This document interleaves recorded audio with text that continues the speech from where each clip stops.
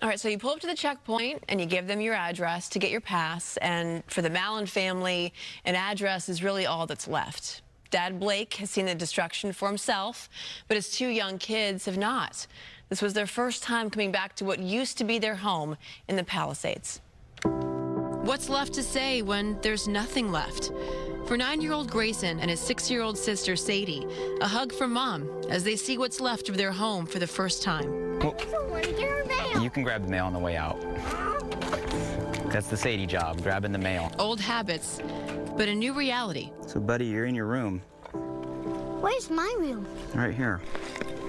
Oh, God. Mom, help me bring the dino. Mom, I found my turtle. You okay?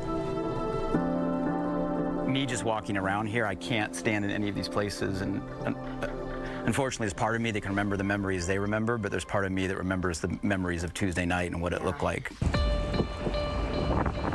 From the moment Blake saw smoke over the hill to fire in his neighborhood, he stayed back and documented everything. A terrifying night putting out hundreds of hot spots. The fire getting closer and closer down the street. And then at his doorstep. I'm gonna need you guys. Blake thought by some miracle his house would actually make it. Firefighters did too. Looking good, sir. You got all the brush away? But then... So it's all in the attic now? The water ran out. Volunteer firefighter Alex Swedelson lost his own childhood home down the street and desperately tried to save Blake's. I wish I could have done more to help him, you know, and it's, I don't want to say regret, but just sad for him and for his kids, you know, and to know that, you know, they're facing a lot of uncertainty and just change and hardship, and that the communities they know and the people they know are gone, and there's going to be a ripple effect that goes far beyond just replacing, you know, homes and structures, and I hurt for him. From the rubble, a new friendship and the overwhelming support of strangers. You see, Blake put his whole life's work into this home. In September, they were dropped by State Farm with no coverage and no options. Blake posted a story to social media as a cry for help. His video went viral, getting millions of views, and the donations came flooding in. It's been amazing, it's been beautiful, and it has been the light through what obviously is like the darkest time of our lives. Coming back here today was closure for the Mallens, and maybe a chance to look back as they figure out how to move forward. I'm just thinking of memories of this house. Memories of this house? Yeah. There's some good ones in this house, huh? You know what's awesome about memories?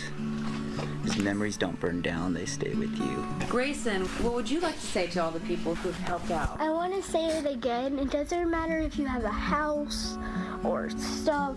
It matters where your family is. It matters who your family is, that's for sure. And hey, if you would like to help the Mallen family, you can donate to their GoFundMe. Their website is gofundme.com/Mallen-family-rebuild. You know, while you were there, you sent pictures over. You texted. And what I noticed, and we could see there in the video, the playhouse. The playhouse was standing. Which was made of wood, was still standing. Wow, that caught my attention. The plastic slide had melted off. Yeah. And they did this little treasure hunt in the backyard for just things that they had saved and buried, like the little dinosaurs they had buried in the backyard. They found all of those that day.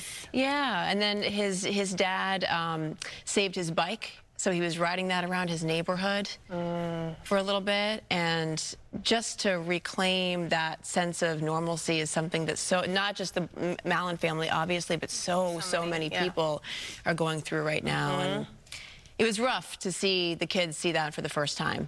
Well, and the boy's 9, you said?